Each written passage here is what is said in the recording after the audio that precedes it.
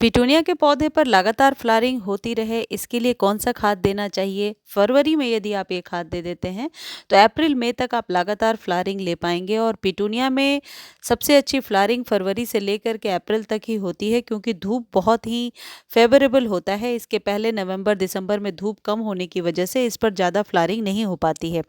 ये पिटूनिया का पौधा है और इसमें आप मार्च के मंथ में देख लो कितनी अच्छी फ्लावरिंग हुई है। किस खाद को देने से इस पर आप बहुत ज़्यादा फूल ले सकते हैं और पिटूनिया को मरने से बचा सकते हैं। यदि आपके पिटूनिया का पौधा मुरझा रहा है या सूख रहा है तो आप क्या कर सकते हैं, आज के वीडियो में मैं आपको बताने वाली हूँ। पिटूनिया को यदि आपने घर में लगा रखा है और पौधे मुरझाए हुए से हो रहे हैं तो जो पौधे या जो स्टेम काली हो रही है उसे आप कट करके हटा दीजिए। बहुत ज़्यादा गुड़ाई तो नहीं हो सकती इसके मिट्टी में, क्योंकि इसकी जो जड़ें होती हैं शैलो होती हैं और गुड़ाई करने से हो सकता है जड़ों को नुकसान हो। और ये जो खाद मैं आपको बता रही हूँ इसे हर एक वीक अभी आपको देना है, क्योंकि पिटूनिया की लाइफ 3 से 4 महीने के लिए होती है।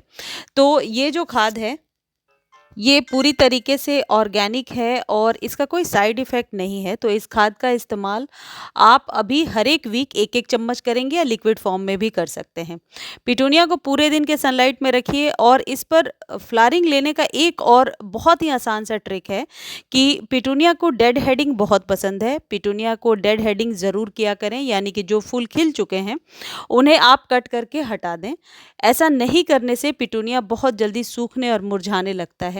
पिटूनिया के पौधे को आप कटिंग से अभी ग्रो भी कर सकते हैं। यदि कोई भी 2 से 3 इंच के स्टेम को लेकर के आप सॉइल में दबा देते हैं तो वहाँ से न्यू पौध निकल आएगी और वो बहुत जल्दी फ्लावरिंग भी करने लगेगी। इसको तरोताज़ा रखने के लिए और पौधे सूखे ना, इस बात का ध्यान रखने के लिए आप सुबह के समय में इसे आप पानी दे दीजिए, ताकि पूरे दिन धूप में रह करके इसकी जो मिट्टी है वो अच्छे से ड्राई हो जाए और फिर आप अगले दिन इसे वाटरिंग करें। देखिए मैं डेड हेडिंग करके दिखा रही हूँ कि किस तरीके से इसे आपको डेड हेडिंग करनी है। यदि ये फ्लावर इसमें ही रहेंगे तो सीड पॉट तैयार हो जाएगा और फिर पौधा मुरझाने लगेगा। जितनी ज़्यादा आप डेड हेडिंग करते जाएंगे आपका पौधा बहुत ज़्यादा बुशी होगा। ये मैं अपने एक्सपीरियंस से आपको बता रही हूँ कि जो भी मुरझाए हुए लीव्स हैं या स्टेम हैं उन्हें आप हटाते जाइए। अब खाद के बारे में मैं आपको बता देती हूँ। ये सरसों की खली का फर्टिलाइज़र है, बहुत आसानी से नर्सरी से आपको मिल जाएगा और ये आप केक के फॉर्म में ही खरीदेंगे।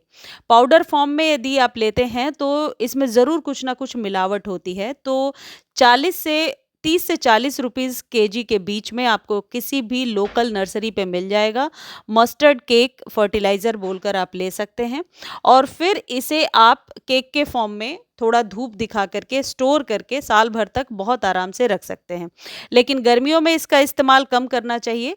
अभी आप जब तक सर्दी है यानी मार्च तक आप इसका इस्तेमाल करते जाइए और आपके पौधे बहुत अच्छे से फ्लावरिंग करते जाएंगे। इसका इफ़ेक्ट 24 घंटे के बाद ही आपको देखने को मिलता है। पौधे बहुत जल्दी स्वस्थ हो जाते हैं। या तो आप यदि 5 से 6 इंच के बीच का कंटेनर है तो 2 चम्मच या एक आप कह सकते हैं 5 ग्राम के करीब पानी में मिला लीजिए। उसे आप रात भर पानी में छोड़ दीजिए और अगले दिन उस लिक्विड को यूज़ कर लीजिए। अभी मैं आपको वीडियो में आगे दिखाऊंगी।